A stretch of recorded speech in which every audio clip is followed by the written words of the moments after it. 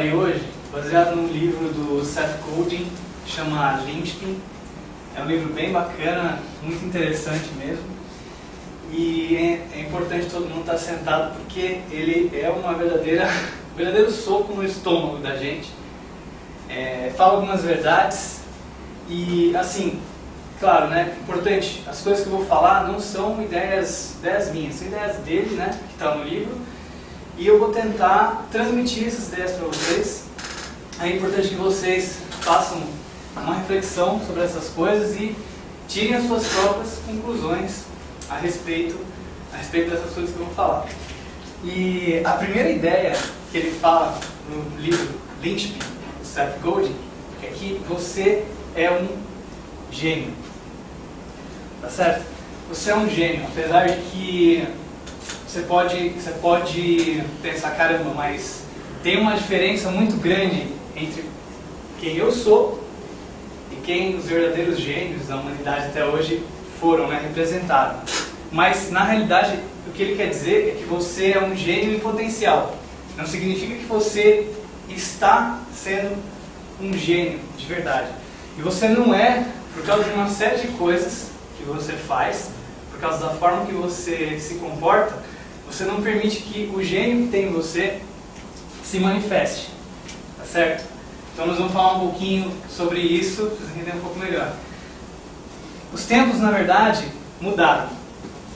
Porque hoje a gente não tem mais a mesma necessidade que a gente tinha na época da Revolução Industrial, por exemplo. A gente precisava de pessoas que fizessem tarefas repetitivas, que não precisassem pensar muito, que fossem altamente substituíveis. E os grandes gênios, na verdade, eles não são criados em escolas, porque as escolas elas foram criadas para resolver os problemas da época da Revolução Industrial. Tinham dois problemas: tinha que produzir muito, produzir em massa, grandíssimas quantidades, e tinha que vender tudo que produzia. Então, como é que a gente podia fazer para resolver esses dois problemas?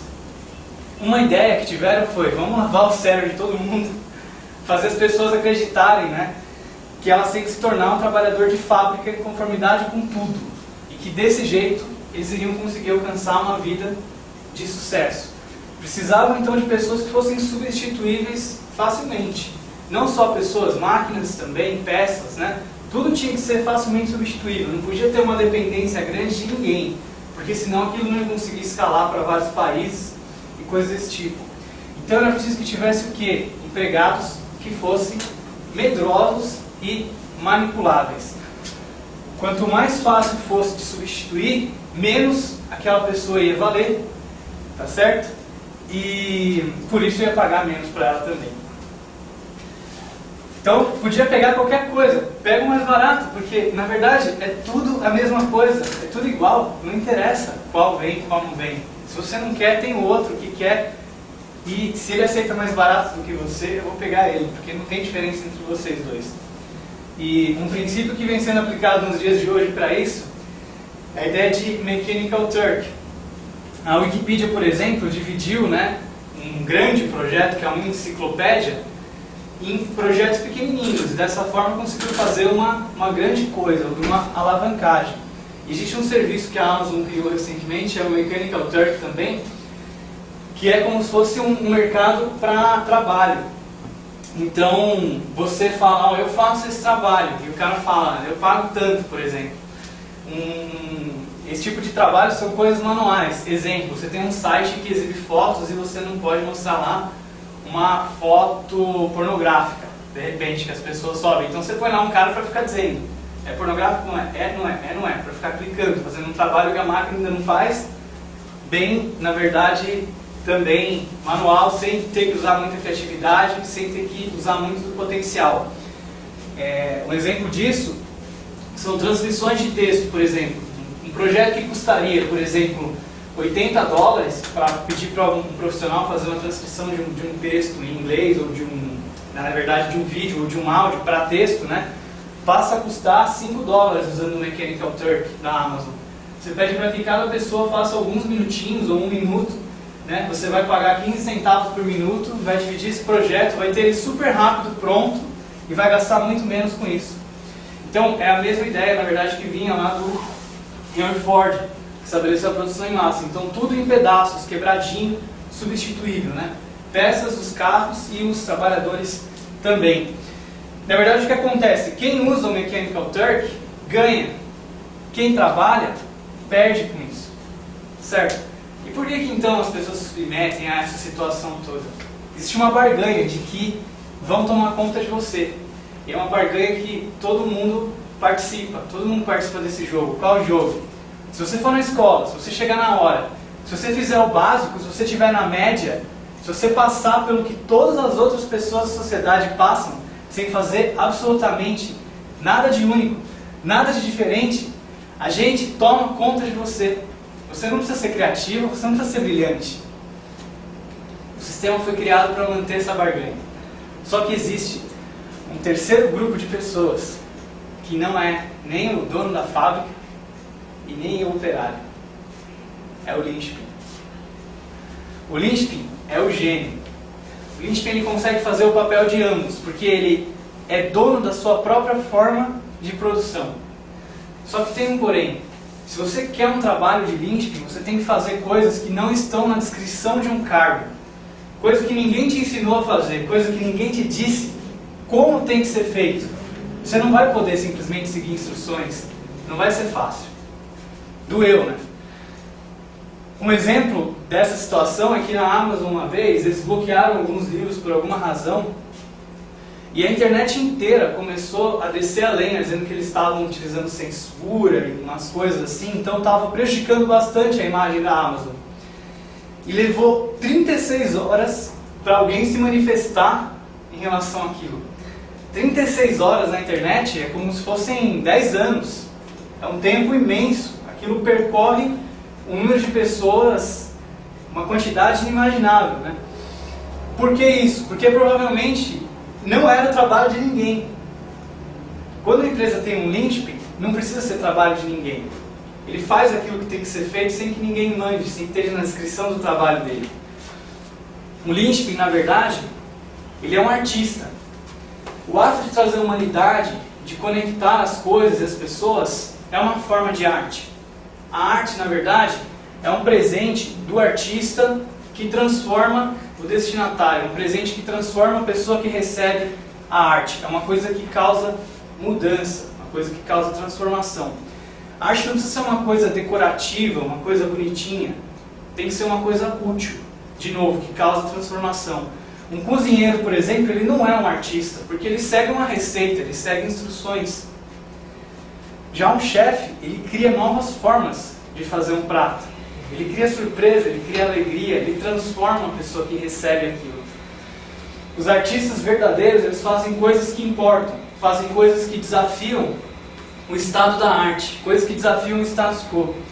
E a arte é um presente que nem sempre você paga por ele. Você não pagou pela Mona Lisa, por exemplo, mas toda vez que você vê a Mona Lisa, você recebe um presente de estar vendo aquela obra. Toda vez que você passa por um prédio bonito na rua, é uma obra de arte que você não pagou, mas você recebe. Toda vez que você vê um iPhone na mão de alguém, mesmo que você não tenha um iPhone, você recebe o presente de ver um iPhone, que é uma obra de arte. Toda vez que você vai ao supermercado e a operadora de caixa sorri para você, ela não é paga para sorrir para você, aquilo é um presente, é uma coisa que te transforma, uma coisa que faz melhor. Linchpin são pessoas que trazem os corações e as almas para o trabalho. Um artista, ele não precisa pensar necessariamente fora da caixa. Existe esse termo, né? Pense fora da caixa. Por exemplo, Shakespeare, ele não inventou nem a caneta, nem o papel, nem as peças de teatro. Ele usou coisas que já existiam, mas ele inovou mesmo assim. Ele criou uma arte que ninguém tinha criado antes. Ele conseguiu dar aquilo que só ele podia dar.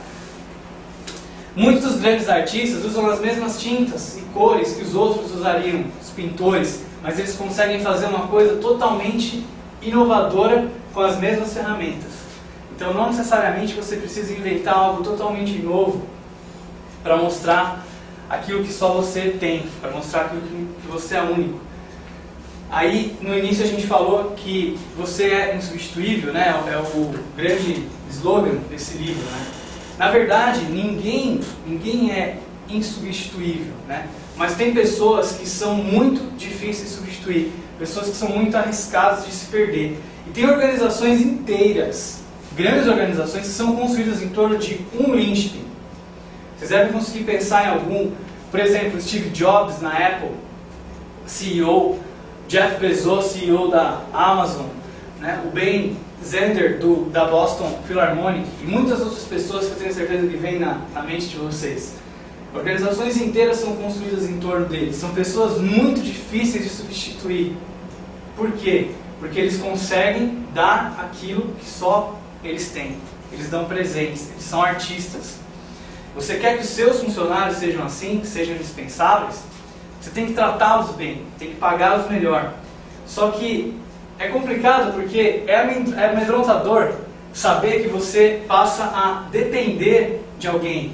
Lembra do Ford? Ele não queria depender de ninguém. Ele queria gente que fosse facilmente substituível. E aí, eu estou dizendo para você que você tem que ter gente que não seja facilmente substituível. Eles têm poder. Porém, uma organização que tem linchpins, pessoas que não são fáceis de substituir, é indispensável. Tem pessoas indispensáveis, mas também é indispensável. Porque o linchpin ele faz muito mais do que aquilo que você paga para ele fazer. E as estruturas das empresas de hoje vão contra essa ideia. Não permitem que as pessoas manifestem essa genialidade que elas têm. As empresas foram feitas, estruturadas para que as pessoas de cima saibam mais. Se você for ao McDonald's, esse exemplo eu já falei para vocês, mas de novo, se você for ao McDonald's, pedir um Big Mac e uma Coca-Cola, tomar metade da Coca-Cola e comer metade do Big Mac, pegar a outra metade do Big Mac e enfiar dentro da Coca-Cola, for até a operadora de caixa e falar, eu não consigo tomar minha Coca-Cola porque tem um Big Mac dentro, ela ou vai te dar o dinheiro de volta, ou vai te dar outro Big Mac e outra Coca-Cola, porque é muito mais fácil dar uma regra para as pessoas seguirem instruções do que ter pessoas capazes de julgar. E vou falar mais uma coisa para vocês. Os chefes mentem. Eles dizem que querem pessoas que façam exatamente o que eles disserem. Pessoas que cheguem na hora, que cobrem barato, que não sejam caras. Mas, espera um pouco, você já parou para pensar que se isso fosse verdade, por que as estrelas, né, das organizações, por que as pessoas que são promovidas, elas não agem dessa maneira? Porque na verdade, eles querem artistas, querem pessoas que mudam as coisas, que transformam sonhos em realidade, que conseguem escrever e trabalhar por um melhor amanhã. Mas, onde que está a arte afinal? Quando você olha um quadro que nem a Mona Lisa e você fala assim, eu também posso pintar um quadro como esse, eu também posso fazer isso. Você está perdendo o ponto. Porque todo mundo, na verdade, pode aprender a técnica. Por mais difícil que ela seja, por mais complicado que ela seja, pode copiar aquilo. Só que o insight, a bravura de criar uma coisa que ninguém tinha criado antes, de desafiar o status quo, é isso que vale a pena. Quantos de vocês já devem ter pensado, nossa, eu tive a ideia de criar um eBay. Muitas pessoas tiveram a ideia, e muitas pessoas até sabiam como criar um eBay. Mas, quantos criaram o eBay? Né? Ai, dói de novo. Uma outra verdade é que o conhecimento nos dias de hoje já não é mais suficiente. Porque a informação está na internet, está para todo mundo. Não importa mais a informação que você tem, aquilo que você sabe. O que tem valor é o conhecimento mais o discernimento. Que é a capacidade de usar bem aquele conhecimento que você tem. Aí que está o valor. E cada trabalho que você faz é uma oportunidade de fazer algo único, de criar algo único que nunca foi feito. 2 exemplos. Steve o Caixa. Dá pra ver que é um cara que reclama. Ele odeia o trabalho dele. Ele reclama e enrola o dia todo. Ele acha que ele não é pago o suficiente para dar o melhor dele. Não olha nos olhos dos clientes, não sorri para os clientes. Ele sempre está esperando um próximo trabalho para poder dar o melhor dele. Uma próxima oportunidade, achando que as coisas vão melhorar. E tem a Melinda, que também é caixa. Só que ela decide dar o melhor dela. Provavelmente ela não vai ficar muito tempo nesse trabalho de caixa. mesmo que ela tenha que mudar de empresa. Se você não é um linchpin, você é um commodity. Sabe o que é commodity? Batata, feijão, essas coisas. É tudo igual. Não interessa qual você pega. Você pega o mais barato. Não faz diferença nenhuma. Então toma essa. Agora, para tudo. Para. Porque isso, na verdade, é para você. Isso que eu estou falando é para você. Lu, Ricardo, Robson, China, Ismael, Douglas, Antônio, Júnior, Well. Para vocês que eu estou falando isso. Não se engana dizendo que esse papo de gênio é para as outras pessoas, porque é só para quem tem melhores circunstâncias, melhores relacionamentos, nasceu numa família melhor, sei lá. Se o Nelson Mandela, por exemplo, pensasse desse jeito, ele não ia ter mudado o mundo de dentro de uma prisão. Se o Steve Jobs pensasse assim, ele não ia ter pais adotivos. Aliás, se o Steve Jobs pensasse assim, ele não faria o que ele fez porque ele tinha pais adotivos. Ele poderia dar isso como desculpa. Quantas pessoas com menos recursos do que vocês têm, do que nós temos, já fizeram coisas extraordinárias? Na verdade, quase todo trabalho pode ser transformado, quase todo trabalho pode ser humanizado. Então, a gente tem que parar de dar desculpa. Tem que parar de dizer que você não é inteligente o suficiente, talentoso o suficiente, que você não tem recurso suficiente. Dá um tempo, né? Faz um compromisso com você mesmo de se tornar uma pessoa indispensável. Você pode até não querer, mas isso é totalmente diferente de não poder. Então, se você preferir, segue ordens e será recompensado, mantenha a cabeça baixa, chega na hora, trabalha duro e engole. O mundo precisa de mais pessoas humanas conectadas, pessoas astutas, matutas, capazes de ver as coisas como elas realmente são, capazes de enxergar a realidade, de tomar decisões, de serem flexíveis, se adaptar às mudanças. E todas essas coisas não são talentos, são escolhas. Essas coisas estão disponíveis para nós. Espera aí. Então, você está me dizendo que eu tenho que parar de seguir instruções e começar a agir como um artista? Alguém que sonha com novas ideias e as traz para a realidade? Alguém que encontra novas formas de interagir, novos modos de emocionar e conectar as pessoas? Alguém que se comporta como um ser humano e não como uma máquina? É isso mesmo. E na verdade, todo mundo tem um lado artístico. Só que esse lado artístico ele fica muito inibido devido a uma coisa chamada Lizard Brain. Seria o nosso sistema límbico, o nosso cérebro límbico. Lizard Brain é aquela voz que diz para você que é arriscado demais, que é melhor você seguir ordens, que é melhor você fazer exatamente o que todo mundo faz. E uma das coisas que define um linchpin de um não linchpin é justamente a forma de enfrentar os medos, porque o linchpin ele reconhece os medos que ele tem e ele enfrenta o Lizard Brain. O Lizard Brain é a resistência, o linchpin enfrenta a resistência. A resistência é aquela voz que fala para você ligar a TV, que fala para você ir checar o Twitter ao invés de fazer o que você tem que fazer. Um linchpin tem que aprender a ficar na zona de desconforto, que significa que ele tem que estar aprendendo, arriscando e enfrentando seus medos o tempo todo. Então a ideia aqui é que você deve procurar reconhecer a voz da resistência. A resistência quer que você vá ver TV, cheque o seu e-mail, fique fora de tudo que te faz arriscar, que você não busque os seus sonhos. Nós olhamos o Twitter, checamos os jornais por medo de ficar desatualizados. Deixamos de fazer as escolhas certas por medo de falhar. Deixamos de vender, deixamos de entregar, deixamos de fazer por medo, tá certo?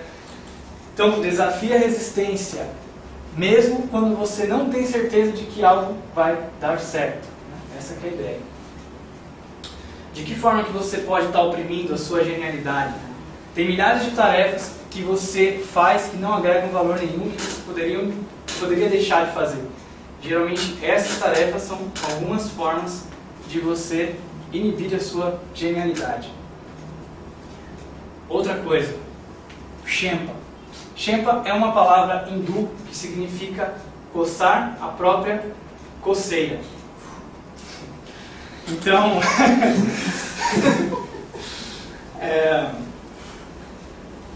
Por exemplo, algo que te tira do controle imediatamente.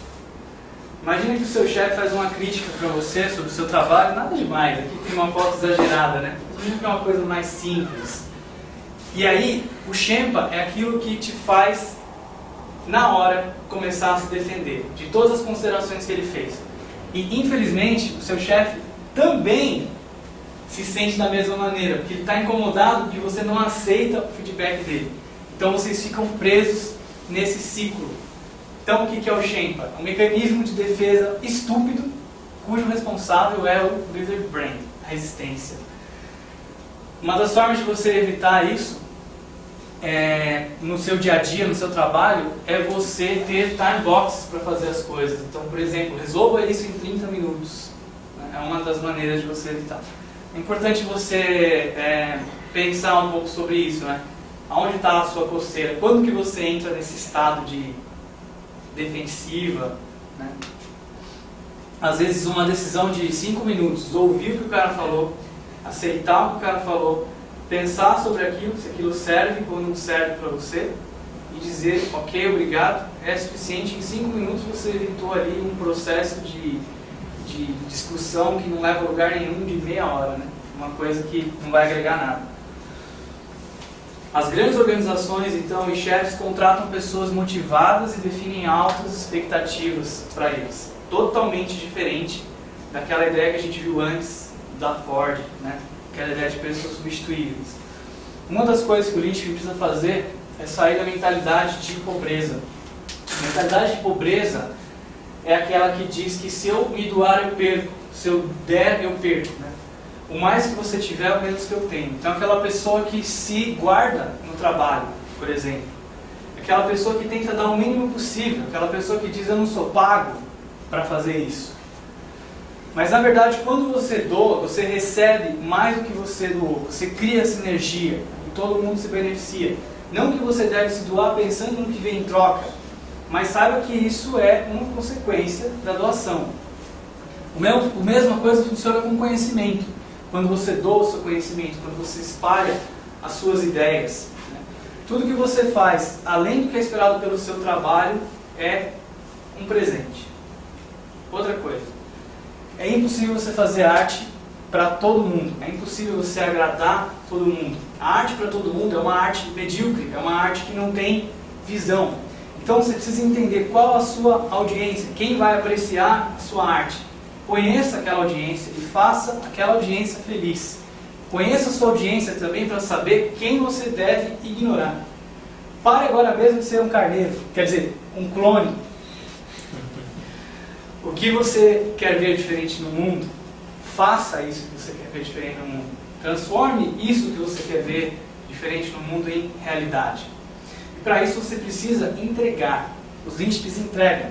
Picasso, por exemplo, publicou mais de 1000 quadros. Você deve conhecer 3 desses 1000 que ele publicou. Não foi no primeiro quadro que ele se tornou esse ícone que ele é hoje.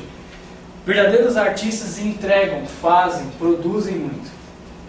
O que é entregar para você? Entregar pode ser publicar no seu blog, responder o telefone, vender um muffin. É a conexão entre o seu trabalho e o mundo lá fora. Então você tem que fazer isso regularmente, sem emergência e sem medo, mas constantemente. Tem que entregar sempre. Seth Godin, por exemplo, escreveu esse livro. Ele escreveu vários livros. Nem todos os livros que ele escreveu fizeram sucesso. Nem todos foram best-sellers. Mas muitos deles se tornaram best-sellers, né? Então, na verdade, os artistas entregam bastante, produzem bastante, fazem bastante. Mas por que é tão difícil entregar assim? Primeiro por causa do lixo. Do lixo. Porque coisas, às vezes, que são aparentemente úteis, são detalhes que não acrescentam, não agregam valor nenhum. E a gente não joga essas coisas fora. A gente tem que jogar fora tudo que não é necessário para poder entregar mais, certo? Todos os projetos atrasados, em algum nível, são vítimas de lixo. E depois, por causa da coordenação. Imagina que você tem que apertar as mãos de 3 pessoas, você vai apresentar 3 pessoas, quantos apertos de mão você precisa dar? Né? 3, agora 4, 6, isso vai aumentando, é fatorial, certo? Então quanto mais gente, mais complicado. Essa é a ideia. Quanto mais gente, você tem que coordenar mais e mais lixo vai ser gerado. Então, para entregar mais, diminui o número de pessoas e aponte um linchpin para liderar. Essa é a ideia do CEF. Então, seja único, porque você é único. Mas uma coisa importante é que você não é o seu currículo. Você pode pensar que é diferencial pelas coisas que você colocou no seu currículo, pelos milhares de cursos que você fez, pelos milhares de livros que você leu. Na verdade, você é aquilo que você faz. De novo, né? Já falei isso várias vezes e nesse livro ele fala isso outra vez. É um conceito que se repete bastante. Então, você pode, por exemplo, criar um blog e mostrar as coisas boas que você faz. Faça com que outras pessoas tenham você como referência. Apareça no Google como uma grande referência naquilo que você tem paixão em fazer, naquilo que você gosta. Trabalhe por isso, mereça isso. Ao invés de receber instruções de alguém do que você deve ou não fazer, descubra o seu caminho e faça de modo único. Interaja com todo mundo, com clientes, com colegas, com todas as pessoas que cruzarem o seu caminho. Não tenha medo de conversar, de dialogar. Lembrando, tudo isso que eu estou falando é sobre você. Então é importante que você pense sobre como você se comporta em relação a essas coisas. Para de reclamar, contribui para o mundo e dê os presentes, faça a arte que só você pode fazer. Para de apenas trocar um dia de trabalho por um dia de salário. Pensa na arte que você pode criar, aquilo que você pode fazer de único, na diferença que você pode fazer. Porque você é um gênio. Só mais uma coisa. Para de dizer obrigado. Começa a dizer obrigado e. Obrigado e eu devorei as páginas do seu livro, por exemplo. Obrigado e eu disse a todos que o seu trabalho está muito bom. Obrigado, você me fez chorar. Obrigado e eu acabei de blogar sobre o que você falou. Obrigado, e como eu posso te ajudar a espalhar essa ideia? Obrigado, e você pode me ensinar a fazer isso? Obrigado, você me transformou para sempre. Obrigado.